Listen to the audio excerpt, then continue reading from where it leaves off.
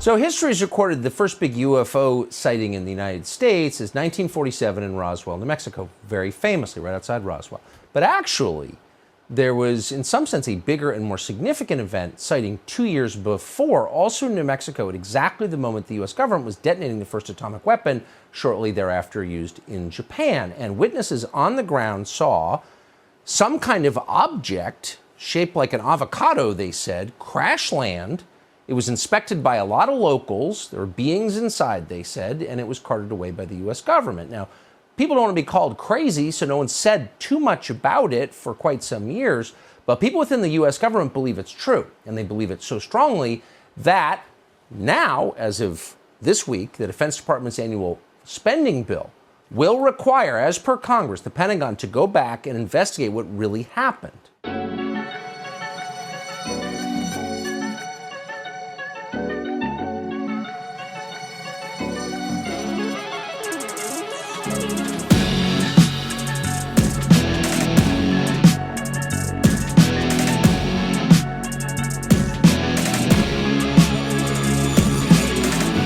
It's one small step for man. Welcome to Earth. One giant leap for mankind. What's up, man? It's UFOs are real. What's up, everybody? Welcome back to the I Believe in Human podcast. Justin, Dustin, Tomas. What up? Hanging out with you again. Nice little opener there from Fox News, Tucker Carlson, who say what you will about Tuck, but he is the only one that really in mainstream media that consistently covers UAP like topics. So pretty cool stuff there. So he's talking about, of course, the Trinity crash is what he's alluding to there. And just so happened to be that I was already kind of getting into this book by Jacques Valle. And I was calling you actually, Dustin, and I was like, dude, I just got this book from I saw an interview with Valle, and they were talking about this new book coming out, and I had no idea about the defense spending bill that they were going to look back at these things. I just saw the dates. I was like, oh, the government's going to back look at something from 1945. And then you were, started researching more of like the current event stuff while I was in this book, and then we kind of merged the minds. And I was like, I think we have an episode on our hands here. It's like the synchronicity of it all. It's so serendipitous because you actually bought that before I saw that Tucker Carlson clip, and that amendment was made in the defense bill. So I thought it was really cool that you were diving in this book because this is an older book, right? When was that published? No, this is newer. That's the newer one? It's newer. The investigation's been going on a few years. But Valle published this. I mean, I forgot to look it up before bad hosting on my part, but I know he's been investigating that for a while. I mean, you're looking at here. First edition was in June 2021. Okay. Revised September 2021, and then this is the newest second edition, August. So August 2022. So again, relatively new. But what's cool is that that a book and someone like Jacques Valle, who's very well regarded as not being like he's the godfather crazy of person. He is the godfather. Immortalized in Close Encounters of the Third Kind by Steven Spielberg, which is really cool. They based the Frenchman character off of him. They did, yeah. And so anyway, he writes this book, and then we just did an episode about the UAP report and kind of some of this like government. I mean, it's breadcrumbs. It's small. It's baby steps, like we said about the UAP report, but it's at least it's movement, right? It's they've at least dropped the curtain down a little bit. They're going back to look at some of this stuff, which you're going to educate us on here, which is really cool. But basically, this predates Roswell, and that's what makes this specific instance so fascinating. Was not only was it a well documented crash retrieval witness story, but it predates basically the modern UFO hype era, which is post Roswell. Yeah. Right. And I would like to just do a quick hit on what Roswell was, because I still meet people, our friends don't know what Roswell is. Like, they learn that I'm into this stuff and they start asking questions, and I mention Roswell. Like, oh, well, what's that? Right. Well, we could do a whole episode on Roswell, and if you want to hear it, let us know.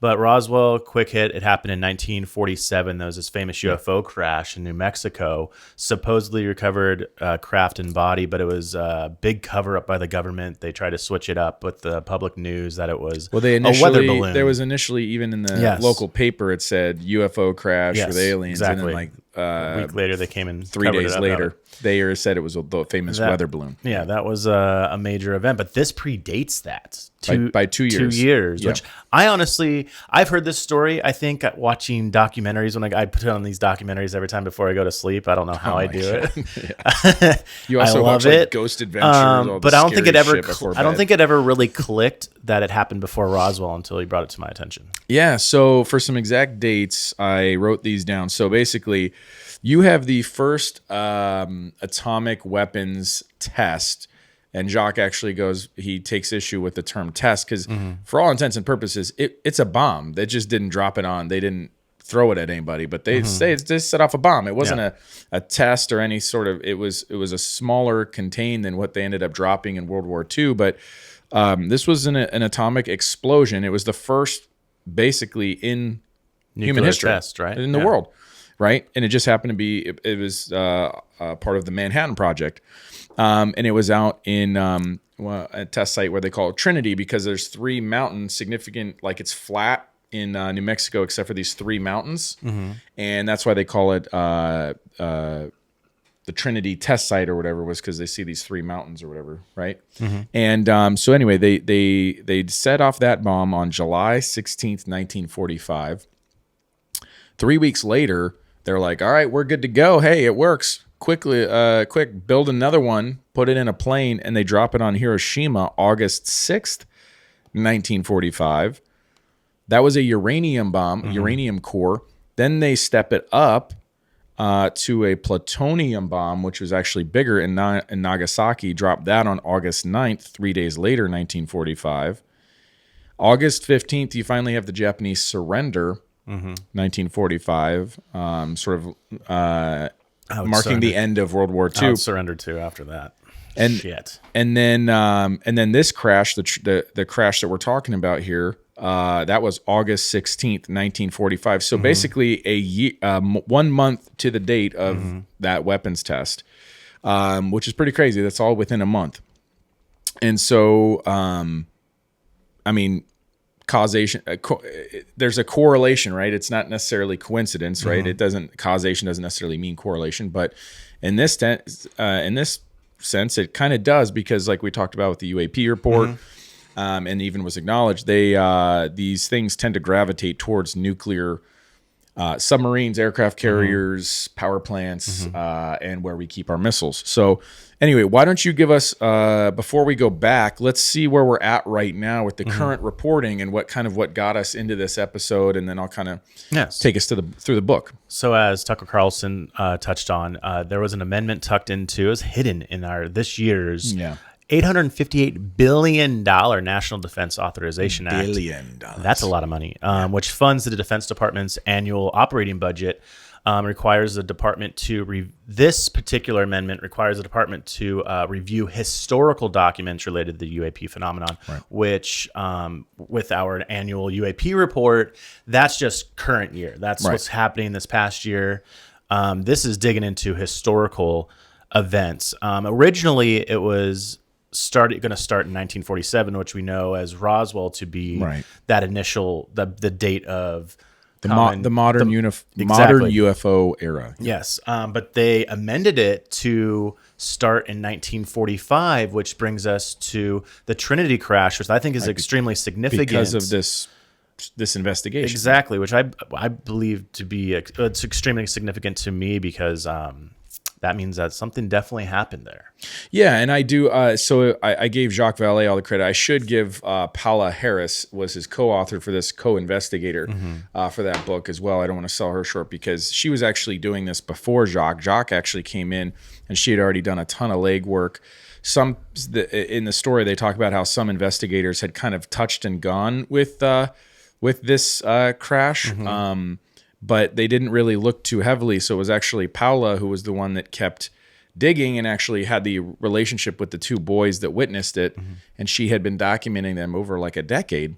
time to time, recording like interviews and stuff like that. And then Jacques got involved around, I think it was around like 2017 or 2018, he says. So anyway, I just wanted to give her a quick shout out. Pal, I didn't forget about you, girl. I got you.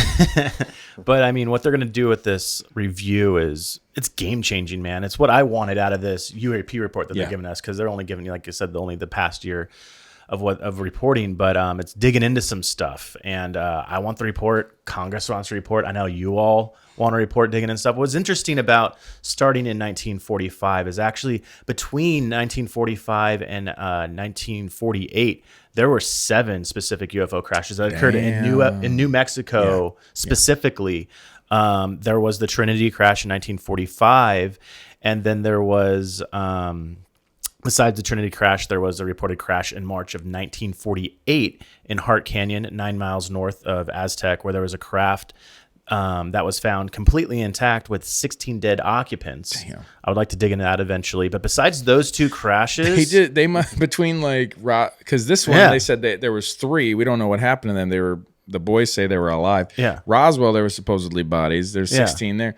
Do we just got some kind of alien mortuary somewhere? Are like they cremating these things? Like what do they do? Where do they put these things? Yeah, I have no. Well, I'd love to know. They just somewhere. There's somewhere. But besides those 2 crashes, there was actually 5 more different UFO crashes that all went down in New Mexico between the 1st and 4th of July, 1947. Ooh, so they're around like Independence Day. Yeah.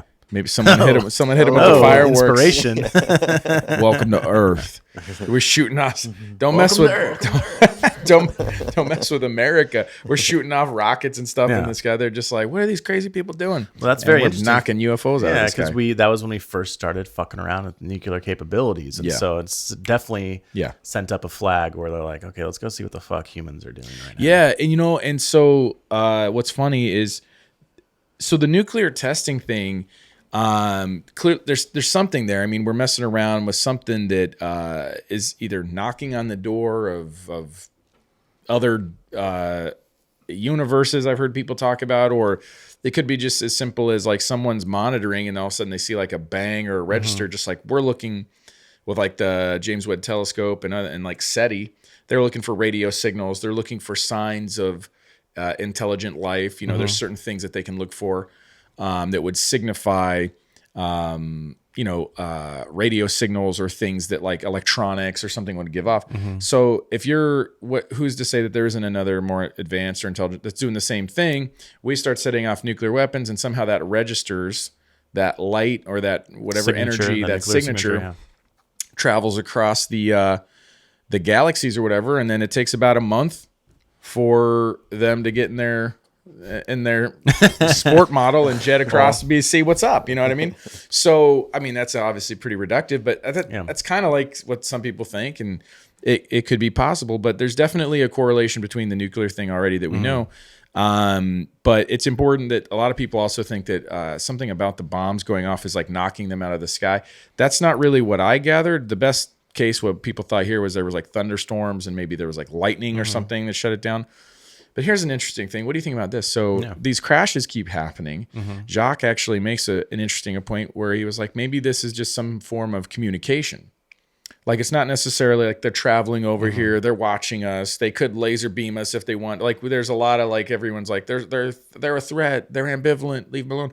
What if it's as simple as it's just like you send a drone through time or across space or whatever, and it's kind of meant to crash. Or it's kind of meant to be discovered as like your form of contacting that civilization. So you think it's a sacrifice, a body sacrifice, or these could be avatars? We don't know if they're even. There's people that are like they could be biological or something. I don't know, because if they're traveling faster than the speed of light and they're pulling the kind of G's that they say they did these maneuvers, they clearly may or may not be carbon-based life forms, right? Because human beings, we would turn into like meat piles of just meat. At some of these 1,000 miles an hour, 90-degree turn, we would just splatter on the wall.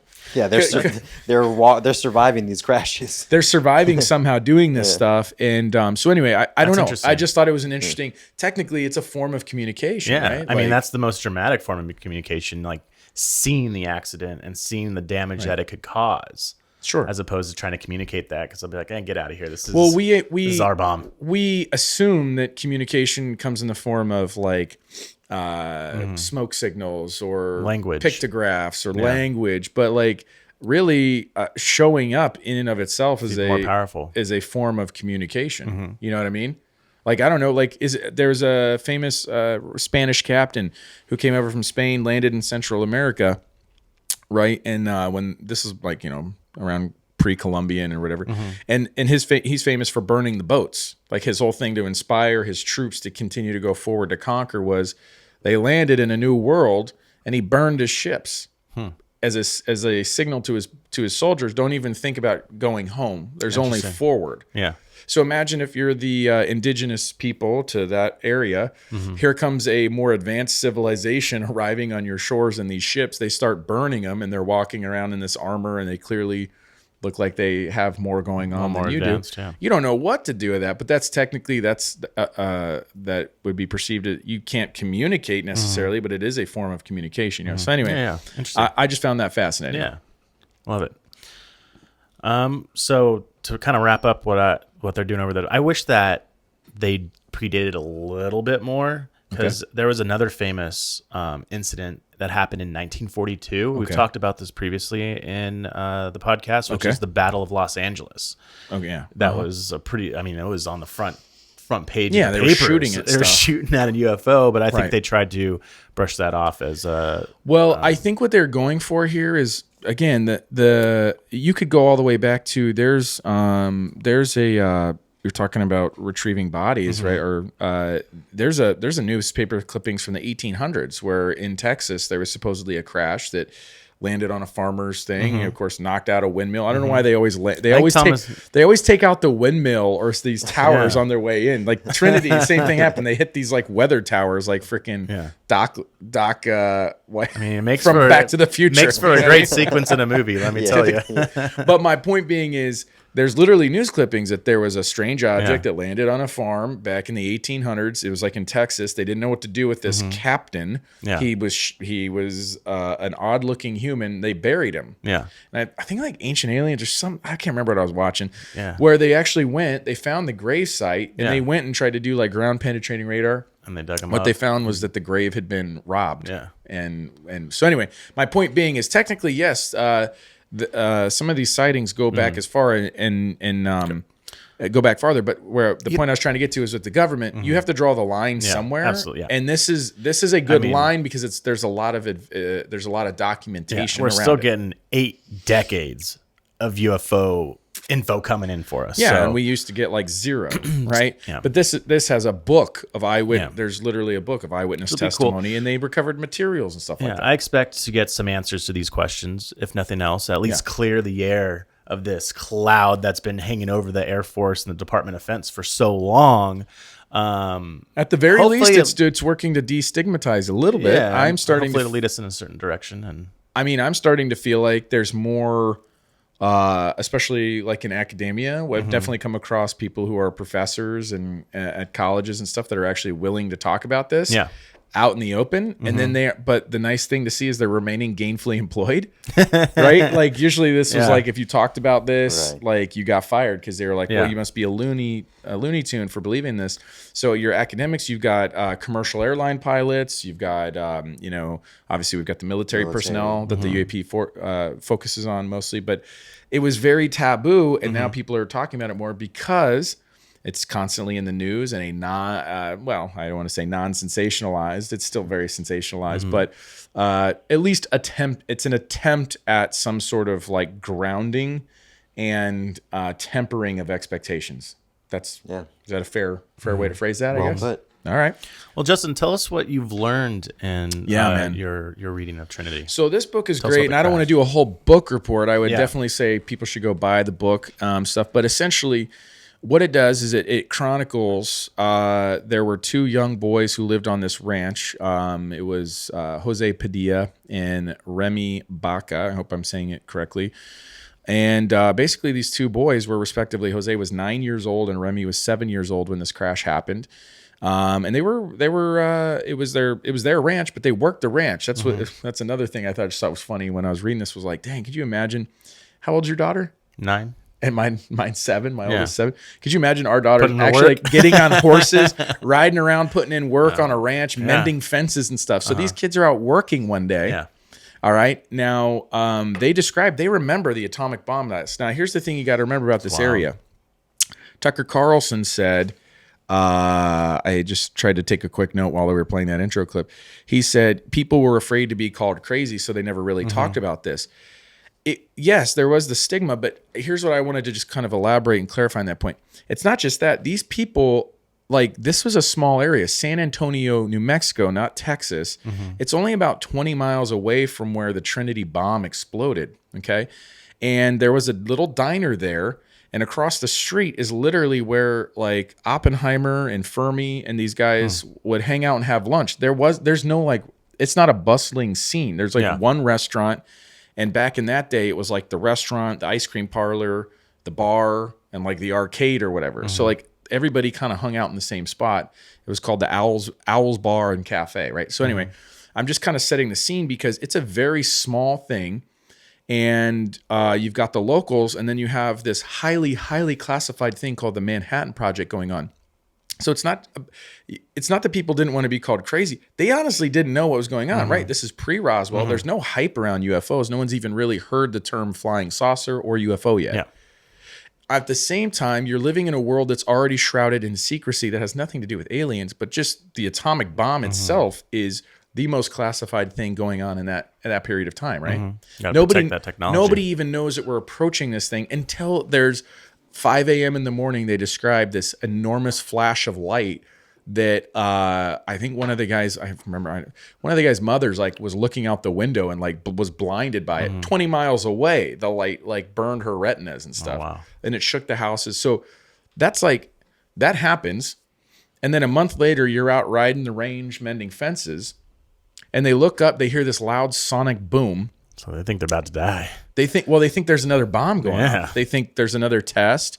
And remember, they were not told what the test was. The Army didn't come around and put notices on your door like, hey, FYI, if you see a big giant light go off tomorrow, we're testing atomic bombs. They just blow that shit up, and they just like, what flash of light? Yeah. You know what I mean? So these guys are like, well, we don't know what's going on. So they see this thing coming out of the sky. It whacks this 50-foot like weather tower thing, and it basically carves out this about a football field size of a gouge in the earth and kind of hangs a right and then rests into this valley. And like Tucker said, they basically described it as an avocado shaped thing, which, I mean, you could say avocado, you could say tic tac, but it's oval, right?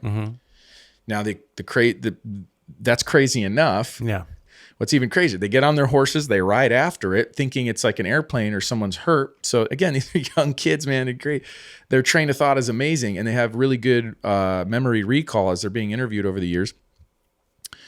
They go to investigate this thing. They ride their horses up onto this bluff where they can see down on this thing. Everything's burning around them, and like these plants and all this stuff is like on fire, which was interesting because apparently the shrubs and kind of the bush, I don't know what I'm trying to say, the type of like environment is not really flammable. I guess the plants that they have, like cactuses and stuff, aren't really supposed to burn. So the fact that there's flames and stuff is kind of interesting out there. And then they see this craft, there's a hole in it, and then they see 3 creatures scuttling around like trying to fix things. And they're observing from about creepy. 200 to 300 feet away through binoculars, watching these things. What do these creatures look like? So they, there's a, this is where there's a slight discrepancy, but generally they say they had small, spindly legs and arms. Remy, who was the younger boy, he was 7 at the time. As he recalls, he calls it a Campamocha or Campamocha. I'm probably butchering that word, but essentially it's a praying mantis looking creature here. And if Tomas pulls it up for us there. And basically, he says it literally they had like a praying mantis or Campamocha head with kind of bulging eyes, and then like no real like facial features. They were small, and he said they kind of glided or slid around here. So I'll actually let's see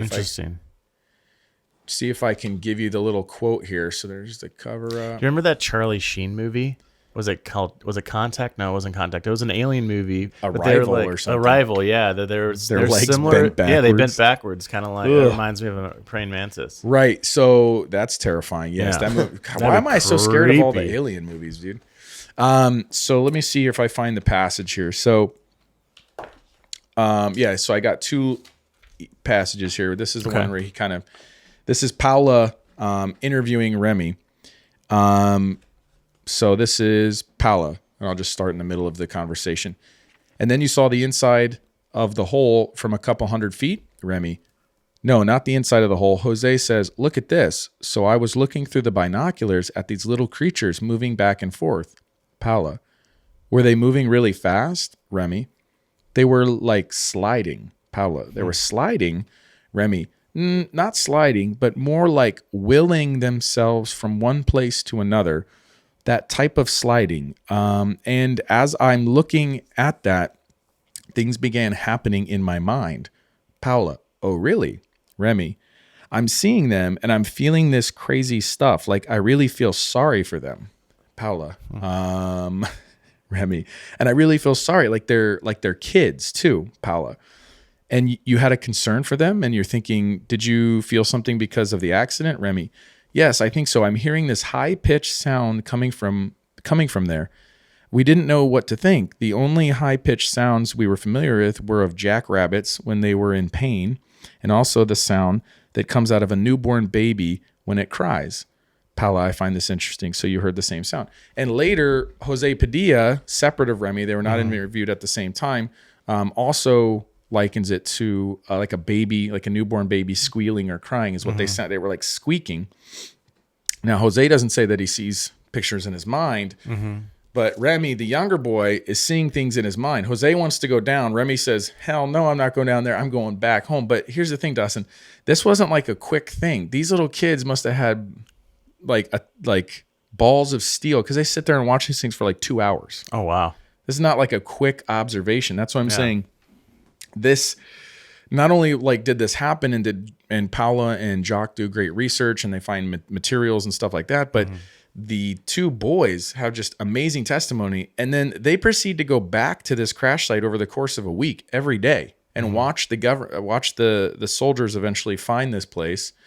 And they're watching them and cataloging them cleaning up over the course of a week. So you know as well as I do, usually when you read eyewitness testimony, it's like it's over in the blink of an eye. Yeah. You don't find people that are like, we interacted essentially with this thing for like a week, right? And that's what makes this, that's what kind of makes this so captivating and reels you in. Extremely compelling, yeah. Later, they go into the ship, they recover material and stuff like that. The kids, yeah, man. They go back into the ship?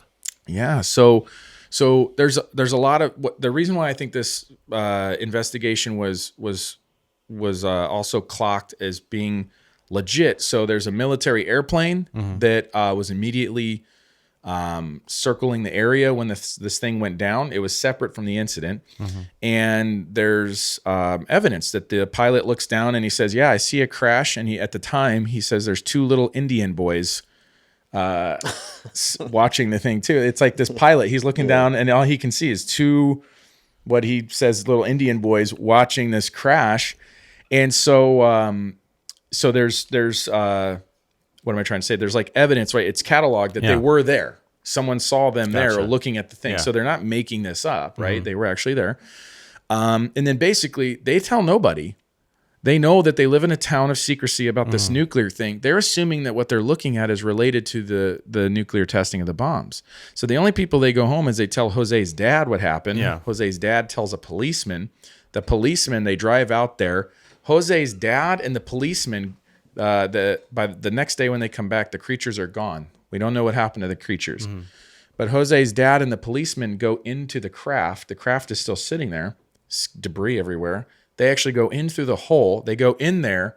Whatever they saw must have freaked them out because they come back out. They tell the boys, don't talk about this ever again. Oh, wow. And then the military shows up like the next day, has to ask permission to cut a hole through the ranch, pave a road out to the crash site so that they can drive a semi truck with like a low boy, oversized load type of trailer to load this. They spend 3 days cleaning up debris. Do they mention how large this object is? 30 feet long by 15 feet high. So Pretty it's good size. pretty big, yeah. I mean, to fit, what, 3 creatures? 3 creatures. I mean, yeah, that's what they saw was 3 creatures. They don't say if they're so I'll get to what the boys do, but before the dad and the police officer go in and see it, so that's the first people in it. Yeah. The soldiers show up, and I want to clarify, this is not like Close Encounters of the Third Kind or like what you see in the movies where it's like the Men in Black and there's helicopters and all this stuff. It's military. Well, this is military, but it's like military, like, dude, we're still in World War II. All right. These guys are just like enlisted dudes from New Mexico. They go down and drink at their bar, and they're cleaning up like teenagers or like early 20s type of people would. Like, they just don't give a shit. They don't know what they're looking at is, again, this isn't Roswell. This isn't a cover. Yeah. There's like this metal, this aluminum metal. They're just like kicking it down into the curb. Yeah. It's like like your boss is going to come and ask you in a couple hours, did you guys clean up? And you're doing the bare minimum. Like, they dig a hole and they just bury shit. And then they're like, they used to like, basically what they did is they get this thing up on the truck, they strap it in, and then they just cover it with a tarp, and then they go drink. It's like 5 o'clock and they go drink. And at night when they would go leave, the boys would ride out and go hang out and mess around with the UFO. They would go mess with this thing. That's wild. Isn't that I trip? think I saw pictures online of samples of the alloy that was recovered, and I think Some of the materials, some of the materials. So there's 2 kinds of material they found. There was like this aluminum metal, thin metal. It's typically like what people have called like memory metal. Like you can bend it, open your hand, and then it goes back to a shape. They reported with Roswell as well. Right. Similar aluminum foil. The way the kids described it was like it looked like the inside pack of like a Philip Morris cigarette carton. Like when you get that, like the cigarettes are in that like aluminum foil. I don't smoke cigarettes, but I'm assuming they still do that. At least they did back in the day. And then the other thing is later when when Jose goes into the craft, so he describes, he says like the craft was picked clean as if the soldiers like may have removed anything that was like loose, right? Like if there was like a console or something, they kind of clean up the loose things. However, he finds this bracket, and then that's what he takes as like a souvenir. He steals a bracket out of the inside of this thing. Yeah. So they have a pocket full of some of this like aluminum foil stuff that they use later. This is what's so funny about this story is everybody's so naive to what's going on. They don't even know what they have. Later, like their windmill on their farm breaks, they pull this metal out and they use it to patch a hole Heck yeah. in like a plumbing thing. You know what I mean? Like you're using resourceful, man. outer space alien material or whatever, and they're just like, yeah, patch that hole in our plumbing, right? So they get this bracket thing. So that's the main takeaway is this bracket thing. Okay. Tomas, do we have any? Did you have pictures of the material? I haven't found it yet. All right, no worries. While he's looking up that, let me. So I know Dustin, you like the crazy stories, all right? Yes, so, you got a crazy story for me? Yeah, buddy. So here we go. I want to talk to you about. I want to just read this passage real quick about the this bracket piece. So they call it their tesoro, which is Spanish for treasure. I think they're speaking Spanish. I hope I'm not pretty close. But the pilot called them Indian boys. I never really like. That's what I was laughing. I'm pretty sure they're Hispanic, right? So yeah, it's the 1940s, right? Yeah. But anyway, so Jose and Remy, they steal this piece. They call it their tesoro. So they take it home with them, right? Dude, I mean, what would you do? You're like kids, this crazy thing happened. Like you got this kind of, I don't want to say it's boring, but like it's probably, this is the most exciting thing that would happen to me, right? Let alone them. So I'll read you this passage, right? So they're talking to Remy and says, so you got a piece, then who kept it? Remy's answer was Jose kept it for probably a couple of days. And then after that, he brought it to me and I hid it under the floorboards at the storage place across the street. Jose told me that some soldiers had contacted his dad and wanted permission to look through his tool shed in his house, and he didn't want to get his dad into any trouble. Right? So you got to understand, these kids even kept it from their parents. Other than, I think it was Jose's dad, knew about it, but they didn't know that they stole pieces from it. They never told anybody they stole this piece. Okay. Right? So this is just between the two boys. They're the only ones that know this piece exists. So I got to preface that because then the rest of the story. So then Paula says, okay, and then what? Remy, the military went through the shed and his house. They took metal, old weather balloons that had collapsed on the ranch, and voter registration material he'd stored there. Then the sheep herder, a longtime friend of my dad's, came into town herding the sheep to the stockyards, where they were kept overnight and loaded into rail cars the next day and shipped out. In fact, we went with him over to the stockyards where they camped out. They used to make such good soup. Anyway, and we joined them for dinner, then came home. On the following day, the sheep herder moved into the storage house and gave my dad a young lamb. So Jose has given this bracket, this tesoro, to Remy, saying, hey, get this out of my house. You go take it to your house. So Remy takes it, and basically he hides it under the floorboards of this storage house. Mm-hmm. And what happens is this sheep herder comes over and moves into the storage house. The dad lets him rent it out for a lamb or something, mm-hmm.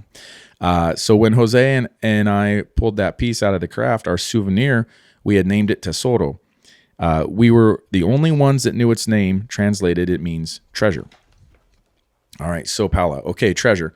Remy, so that was our Tesoro. The sheep herder comes over to the house one morning while we were just finishing breakfast. My dad's home on vacation, and he's not aware of our tightly held secret. The sheep herder knocks on the door. I answered it, and he says, "Can I talk to your dad?" "Sure, come on in." Dad says, "Come on in, Pedro. Let's have a cup of coffee.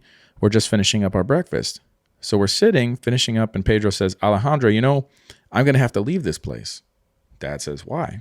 "Well," he says, last night I was asleep, and I got woke up. I saw this light out there by the well." I should preface that they had put a lot of those little aluminum pieces in a coffee can mm-hmm. and put it on a rope and put it down the well to hide it from the soldiers. Interesting. So it's glowing? So that's where they had hid some pieces. Pedro, the sheep herder, says, "I woke up, I saw this light out by the well. There was this light out there, and Remy hesitates, emotional. Paula says, "Okay, so he saw a light by the well?" Mm-hmm. Remy says, "Yeah, by the well." And he says, "I looked out the window, and the next thing, there's these 3 critters in my room, and the door's locked." Oh, God. And so he pointed towards the floor, and they're saying, "Tesoro." They're pointing to the corner of the room where Remy's hidden this bracket, apparently, and they're calling it by the name Tesoro. Paula says, "Oh, no, you never told me that part of the story. This is incredible, oh my Lord." Remy says, and so they're pointing there, and so he says, "Tesoro, there's a treasure down there." And so these guys are doing that. Pedro says, "I got my rifle, and I'm going to shoot them because they have no business in my house." And so I got my rifle, and he basically cocks it, turns around, and they're gone. And he says, "You know what? They went right through the wall. Can you believe that, Alejandro?" And Remy's sitting there saying, "My heart is pounding, and I'm silently praying I don't want to get into trouble because my dad doesn't know anything about the Padilla Ranch experience or the bracket." So Remy's dad doesn't even know about the crash or anything. So anyway, pretty crazy stuff, right? Yeah. So whether it's evidence, whether it's crazy stories from these kids, in this experience they had, I don't know what to believe, but it's tangible, and it's juicy enough that obviously the government or Arrow or whoever's looking into this stuff was yeah, I guess we got to move our timeline back. Mm-hmm. You can see why. There's actually, because Roswell, there was no eyewitness testimony. All they got was a farmer said, "Hey, we've got there's some weird stuff out here," and it was the crash was kind of in the middle of nowhere. Mm-hmm. Roswell was more famous because of the cover up than the actual witnessing of any crash. More publicized, yeah. Yeah, there's a little bit of a cover up going on, but it's not as active. But the witness testimony and the whole story is just it's 1,000 times better than Roswell. So anyway, the book is amazing. Again, you can go through it, and Jacques makes a lot of valid points about he starts talking about of course consciousness and things like that. He's talking about, because of the telepathy and the idea of, like I said, about these things being more being communicative. He's talking about metamaterials and getting them tested, and isotopic ratios and all this kind of stuff. He's doing data-driven hard, science, and they go back and they interview these men. So essentially these boys witness this event. Mm-hmm. They grow up. It's a couple years. After they move the bracket out of the Tesoro out of Remy's house, they basically put it in a box under Jose's house. They forget about it because they don't care. Mm-hmm. Or it's just kind of all right. And then they go back to regular life. They grow up older. They kind of go their separate ways. They move away. And then in like 2010, as luck would have it, they reconnect via like an ancestry.com, like, hey, you're like a close relative match of so-and-so's cousin. And someone reaches out to like Remy, and then they're like, hey, did you ever know the Padillas? Yeah, I was best friends with Jose. And that just basically rekindles their friendship. They take a phone call. They're talking about growing up in San Antonio. And they're like, hey, by the way, whatever happened to our tesoro? And Jose's like, actually, I think I have it in a box in my attic because I went to go clean out my old house. Please tell me it's still there. And he finds it. They still have it. Where is it today? So they think they gave it to Jacques to go get it tested and stuff. There's a picture of it in the book and all that stuff. What? Yeah, and so there's nothing insane about the material this stuff is made. And Jacques even says, he's like still on the fence of like, is this truly alien, or is this like, it's made of like iron and there's aluminum. It's like nothing or exotic about the materials that the composition that it's made of. Like it's not made of some unknown element or something crazy like that you'd expect. But he kind of makes a valid point that why would we expect it to be insanely exotic? Like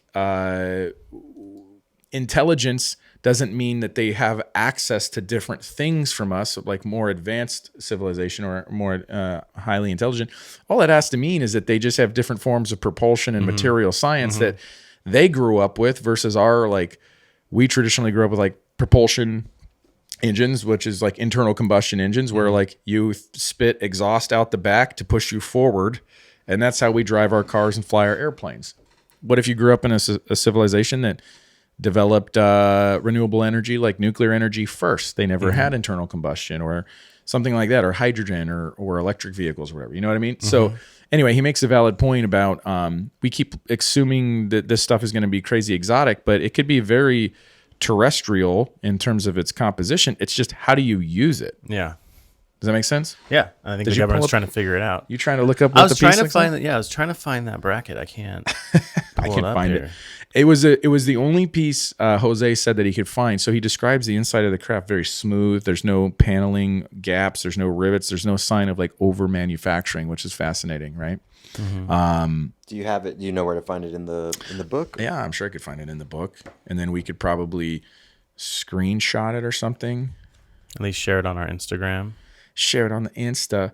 Yeah. So that's a quick summary of the book. And again, I probably didn't even do it justice. There you go. Let's show it to the camera.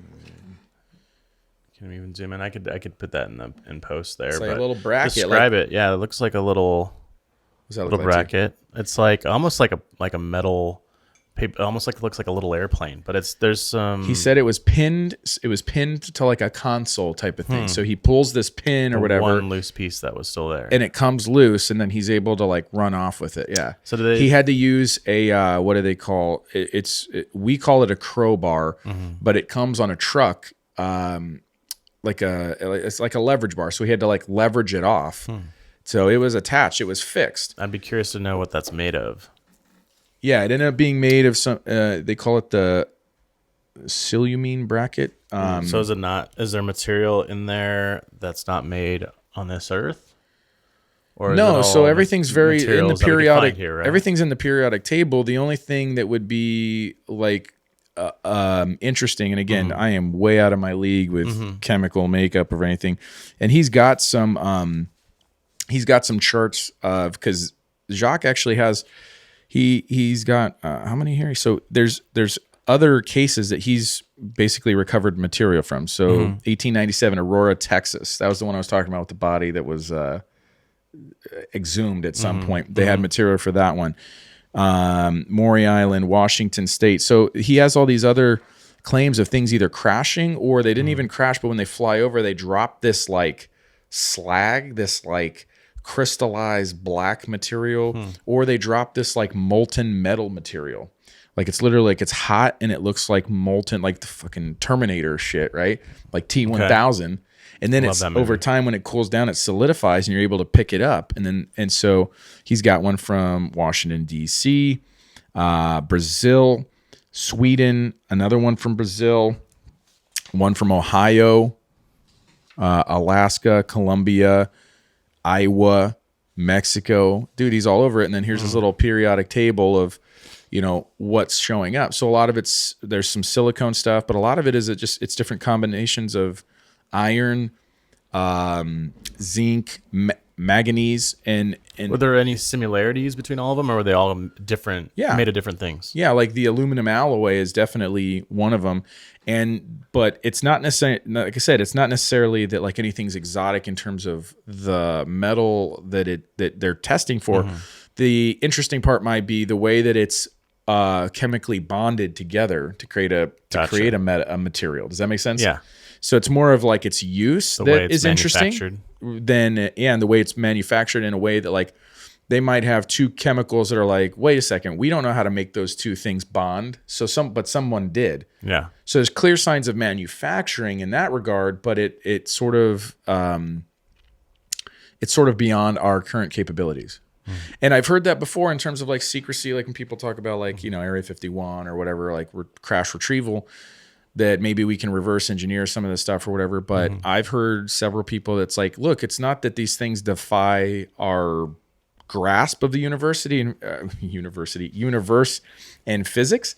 Like theoretically, we know how to like, we know that this stuff could be possible faster than light speed travel, all that stuff. The problem that we're hung up on is that our material science has not caught up with our theories. Does that make sense? So it's one thing to think about As far it as we know. right. Well, it's one thing to know and think that like, hey, this is possible. And it's another thing to actually execute and do it. Yeah. Similar to like the lightsabers from Star Wars. And then Someone made one. you can dream it up. Someone made one. Yeah. It takes like 30 And a or 40 hoverboard. years to actually be able to make Yeah. one, right? Yeah. So anyway, but yeah, no, good questions, That's man. super interesting. So yeah, we covered the past, Trinity, the whole crash. What led to the present? What led to the present of the defense spending bill? Exactly. They're digging into that stuff, and I'm excited. Right. I'm way more excited for that than I am that UAP report. That's what I thought the UAP report was going to be more about. UAP report is going to be just current events between what happened from the last UAP report to this UAP report. That's all they're going to focus on. Which is we'll get to the future. Where do we go from here? Where do we go from here? But it's also these things have been reported for a long time, and something like this hasn't happened in a long time. So I kind of want to hope that we are due for one of these events. The way that we can dock these things back in the day, it was easier to suppress that type of stuff. And now, like even you think as early as the 90s, this happened in the 90s, and James Fox is covering those events that happened in Zimbabwe and Brazil. These are the same things: crashes, creatures running around. Yeah, Virginia. And it's easier to going out and interview these people because they're not as old. They're they still remember fresh. this. It's still fresh, but there's still a clear cover up happening. I was gonna say, you made a comment. You think it's harder to keep this stuff covered up, or I think it's gonna be way harder. If something happens today, everyone has a cell phone camera, and they're gonna, I think, try to capture a creature, which could be all bad.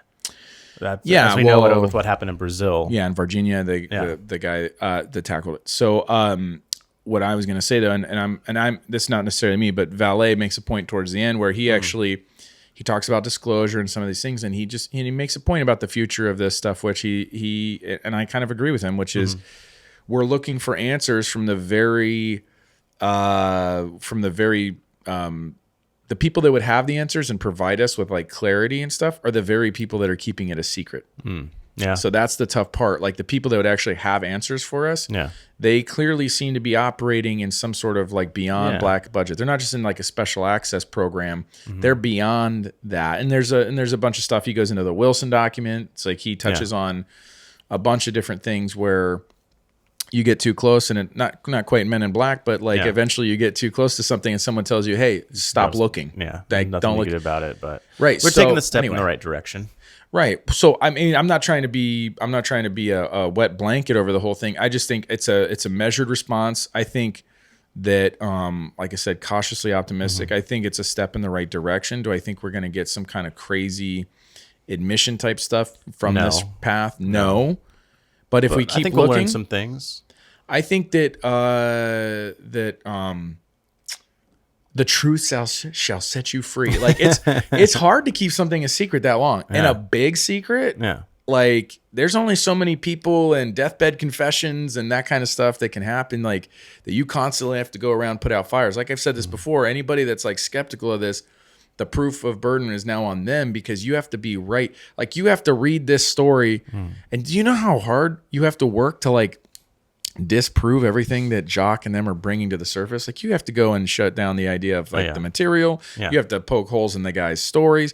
But meanwhile, there's evidence to back up that this stuff, something was happening. And so what I'm saying is I will give you this, that I do think that the burden of proof again has shifted to the skeptic and the people that are trying to maintain the cover up or still say that they don't believe in this, and that the people that do believe in it, we are getting a little bit of a breath of fresh air in terms of we only have to be like right once, like you said. Like all it takes is that thing to not crash in a middle of nowhere ranch. Like what if it crashes closer, like a more populated area, and the cover up isn't as extensive. We're way more populated now. So. Extensive, right? I think this is a great place to start, just like what Era's going to be doing, digging into these historical events. There's a lot of these stories out there. There is. That people don't I didn't even about. know about the ones you brought up. Exactly, and I want to dig into those more. And I feel like I'm pretty like look into stuff, and then he's got 10 more that I'm like, okay, well, I guess now I just found homework. Yeah, so I want to start doing maybe a series of these where we just cover UFO one crashes. specific thing. Yeah. You know what? I just had a random thought, and maybe that would be a cool place for this stuff to go. Is what if there was like a day where you could actually study this stuff, like in a school or something? Yeah, I mean, right? if it becomes, I mean, it is a part of our history, and like you could take UAP studies, like AP UFO studies or whatever, because that would be cool, right? I was just thinking, I'm really into this. I've never worked so hard to research stuff. If I had worked this hard, I'd have a PhD in something. If I like business or something that was actually useful beyond just hanging out with my bros talking about Jacques Valle UFOs. is a doctor, isn't he? He is. He got a PhD, very computer science and all that stuff, and he's a venture capitalist. So he's a successful dude. So anyway, like I said, great stuff. Again, I think you're right. We'll do deeper dives on individual things, but this is a great place to start, and with some current event news.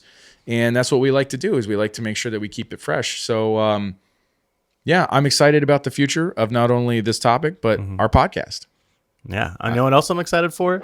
Christopher Nolan has a movie coming out. Okay. Oppenheimer, about the Trinity, the Manhattan Project. No way. And they actually did a Trinity test explosion. What? No CGI. Like, tried to replicate what it looks like. He set off his own atomic bomb. Oh, you know, it wasn't atomic, but I'm excited to see how that turns out. Because it's coming out soon. Dude, yeah. Interstellar. I love Christopher Nolan. Him and his brother that do those films are intense, man. And again, like I said, dude, life imitates art, art imitates life. So whatever Nolan and these guys are coming up with, just imagine like 30, 40 years. Like that's like the kids watching Star Wars that want to develop lightsabers later, or you watch Back to the Future and you want to develop hoverboards. I keep saying that. So maybe that movie and that kind of stuff is what propels the next generation to take this serious and keep digging. Yeah. So anyway, we'll keep digging, and you guys feel free to reach out about it to us. Let us know what you think. If you've read the book, shoot us a comment. I'm putting that in my nightstand. You better, man. There you go. Check us out on YouTube. Like, comment, subscribe there. Hit us up on Instagram, Twitter. Always happy for the feedback. Thank you guys for tuning in today. Dustin, don't forget, it's okay to believe. You're not alone. Peace out, guys. It's